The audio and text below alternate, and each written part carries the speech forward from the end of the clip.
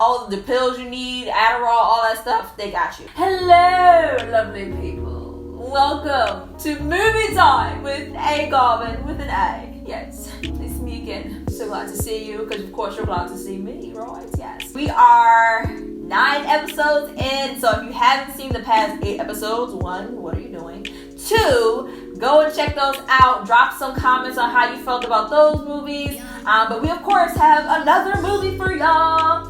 It is a little bit different this week because you know how I be switching it up. You know, sometimes it be Netflix, sometimes it be Hulu, sometimes it be HBO. Well, this week we're hitting Amazon Prime. So Amazon Originals. I don't know when they came out with Amazon Originals, but you know, everybody wants a studio nowadays. So we gotta let them in. So today we are talking about Selah and the Spades. Sounds very exquisite. Selah and the Spades is your atypical high school story of a girl who goes to this boarding school where, you know, all the students, they live at school. They don't do much going home and coming back. It's like your controlled environment, social experiment. You should not fall off me all this time. The students have kind of separated themselves or divided themselves up based on their interests, of course. You have regular clubs and organizations like the cheerleaders, the basketball team, ROTC, all these other clubs and organizations. But then the students have unofficially put themselves in these small factions, they like to call them, where each group of people kind of run a certain part of the school, of the student's interests. One group is good for all of your answers on like tests and stuff like that. Another group is good for dirt on teachers kind of thing. And then another group is good for drugs,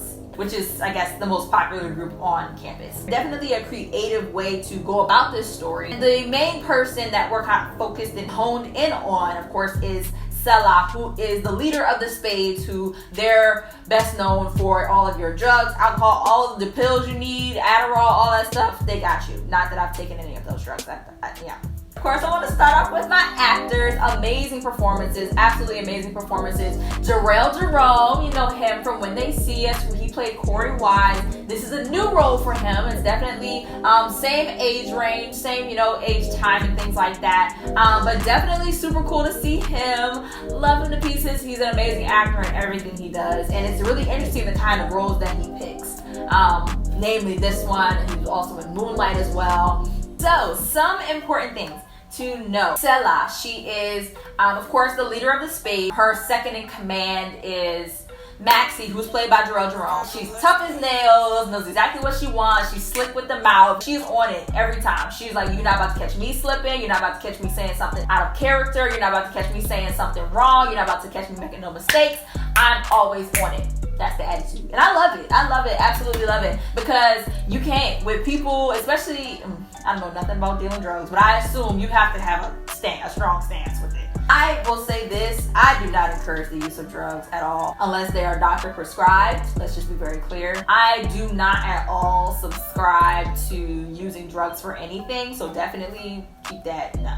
Don't do that. Don't do drugs, guys, okay? She don't let nobody bully her, and that's just that on that. But she's a very intricate character. On the outside, she is this tough-skinned woman. You definitely get some scenes where you get a little bit of layers off of her. There's a scene where Selah is on the phone with her mom, and she's talking to her mom about her grades and how, you know, things are going at school. And she basically tells her mom she got a 93, and her mom asks where the other 7 points went. And I was like, ooh, okay. I see where we're headed at now. I see where her head is at. I see what's going on here. She's dealing with a perfectionist. She's dealing with a mom who desires perfection from her children and puts a lot of pressure on them to do so and be so, which is, I guess, why she feels the desire to, or feels the need to be a leader and to be perfect in everything that she does, which I think is really, it's so true for many children who have parents who put a lot of pressure on them. On one side, you can't stand up to your parents and be like, I don't want to be perfect. I don't want to be who you want me to be, because they put so much pressure on you based on your personality, of course. But then on the other side, that pressure that you're feeling from your parents, usually you deflect it onto your friends, which Selah does end up doing a lot in this show and in this movie. Selah is in her spring semester of her senior year at this boarding school, and she is dealing partly with some separation anxiety with her role and her life at this boarding school, and she's also dealing with like a pre-onset of post-graduation depression. Just because like now she has to transition, it's the pressure to transition. Everybody expects her to go somewhere great, be great, and do great, especially her mom, of course. And so she's kind of dealing with both of these things, and she doesn't know how to process them well. In the film, they highlight, you know, her lack of emotion, like her lack of feeling. Like, because of what she does, because of how she operates, she can't show her vulnerability. She can't show her vulnerable side, except with her friend Paloma, who is this new girl who is a day student, who Selah decides to apprentice, so to speak. She's like, okay, you know what? I think this girl could definitely take over the Spades once I leave. And so it's definitely, you get a lot of Selah in this situation with her interactions with her friends, with Maxie, with Paloma, with the Bobbies, with all the other people. And let me just say this. The factions portion of this film, I wasn't really with it. The descriptions of them, I wasn't all the way there with. Like, it was like some of them went over my head. I was confused. At first, it seemed really cool, but the faction concept, I think, was a little bit unnecessary. You don't get much of the operations of the other factions. You only get the operations really of the Spades. It did not help to move the story along for me. They do touch on a couple of things, like girls' body image with Spirit Squad that Selah is also on. With the Spirit Squad, I can wear whatever skirt I want to wear. I wear whatever makeup I want to wear. I can wear my hair however I want to wear. I jump as high as I want. I do my toe touches as long as I want. I do my splits however I want. You know, and it speaks to the high school mindset, where a lot of other things around you, like the school you go to, the teachers you have, the things that you're required to do, the rules you have to follow, a lot of that stuff is out of your control. The factions, in a sense, kind of give the students something that they can control, something that they can have their say over. And so out of their lack of control in one place, they move to another place. And that's really what this film highlights, is the idea of power and control. And mind you, these are two different themes, two different concepts here. Power is your ability to do something. Your control is what you have dominion or power over. And so it's very interesting that they play with this idea here. Selah, of course, deals with the power struggle. She wants to be on top. She wants to be the lead. She wants to be the legend, the icon.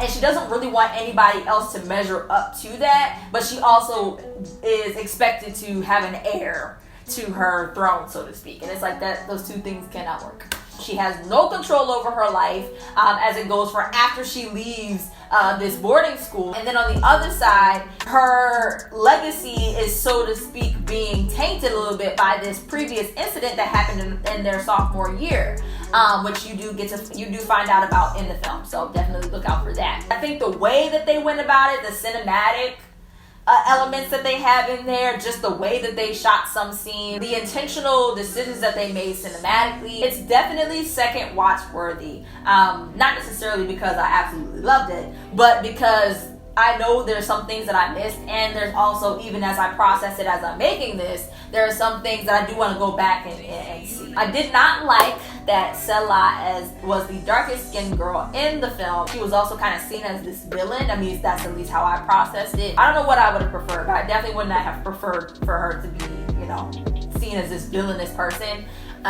Even though that does not excuse the activity, the behavior that she does. If you're a high school student and you watch my shows, one, that's super cool. Two, definitely drop down, what is your experience as a high school student today? I mean, the end of this spring semester, spring quarter, what have you, you weren't really in school. You were online. You were doing classes online, doing your homework from home. And so, you know, let me know, what are your feelings? Like, how are you feeling right now? If you are experiencing some feelings of sadness, feeling a little bit of separation anxiety from your high school life, worried about transition, definitely get professional help if you need it. You should not have to deal with these things alone. You don't have to deal with these things alone. There are resources for you to be able to connect and develop and be able to get through this transition in a good way, and get through this transition healthily. Drop in the comments what you're experiencing, how you're feeling. Let me know how you feel about Selah. I have mixed feelings about her, but I definitely think other people might have a different opinion. And of course, you can always drop your favorite movies and TV shows that you want me to review, and always follow me at AYEGARVIN and at Garvin Girls Entertainment at GARVIN. Girlfriend. Hey, hey, come on. Hey, hey, come on. Hey, hey, come on. Hey, I'll see y'all later.